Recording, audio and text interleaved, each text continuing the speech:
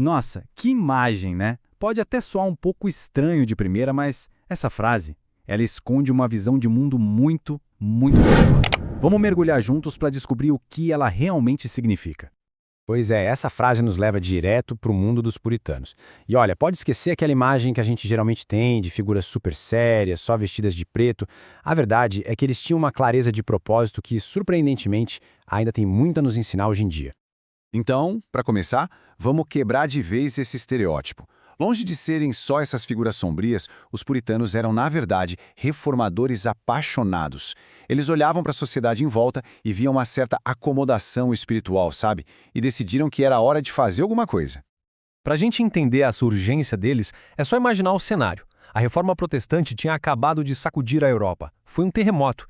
Mas aí, uma geração depois, a poeira baixou e uma certa complacência se instalou. Foi bem aí, nesse vácuo, que os puritanos surgiram, como uma reação para tentar reacender aquela chama original. A missão deles era bem focada, se baseava em 3 pilares. Primeiro, eles queriam uma pregação que não fosse só um discurso bonito, mas algo que realmente transformasse a vida das pessoas. Segundo, uma piedade que viesse do coração, de verdade, não só da boca para fora. E por último, uma adoração pública que fosse pura, direta a Deus, sem um monte de distrações. E olha, o que segurava tudo isso, o que dava a base para tudo, era uma única ideia muito, mas muito poderosa. Um princípio que para eles era como um manual de instruções para absolutamente tudo na vida. É que para eles a Bíblia não era um livro para ficar na estante e pegar só no domingo, sabe? Era um manual prático para a vida. Eles acreditavam de verdade que ali estavam as respostas para como ser um bom profissional, um bom pai, um bom cidadão, para tudo.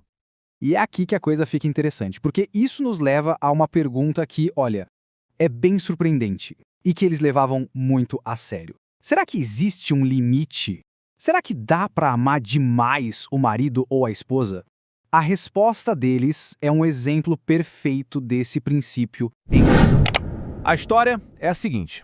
Um pastor chega para um membro da igreja dele e fala, com toda a preocupação, que achava que o amor dele pela esposa tinha virado uma espécie de idolatria.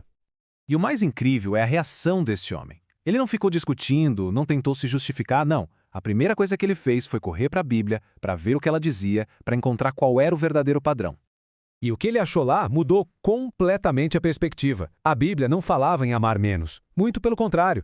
O padrão era um amor de sacrifício total, como o de Cristo pela igreja. O problema, de repente, era outro. E aí vem a virada de chave, a parte genial da história. Ele voltou para o pastor e disse, o senhor estava enganado. O problema não é que eu a amo demais. O problema é que eu não a amo o suficiente. Isso é a essência do pensamento puritano. Essa disposição de submeter tudo, até os sentimentos mais íntimos, ao que as escrituras dizem.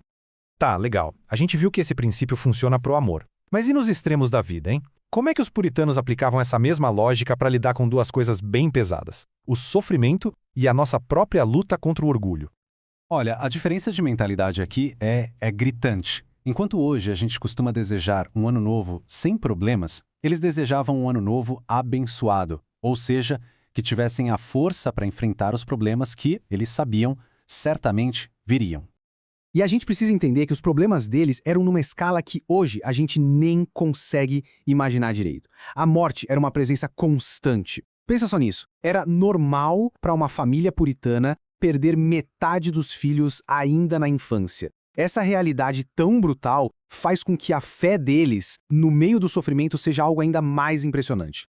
Essa frase aqui é de um homem que enterrou 2 esposas e 6 filhos. E mesmo assim, ele descreve que sentiu um doce aroma no meio da dor. Para ele, o sofrimento não era só um castigo, mas uma forma de se aproximar de Deus, de sentir a presença divina com mais força.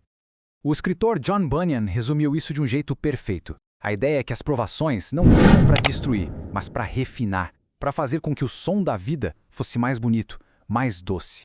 Ok, a gente falou do sofrimento, que é o inimigo que vem de fora. Mas os puritanos sabiam que a batalha mais difícil, mais perigosa mesmo, era a de dentro, contra o inimigo que todo mundo carrega, o orgulho.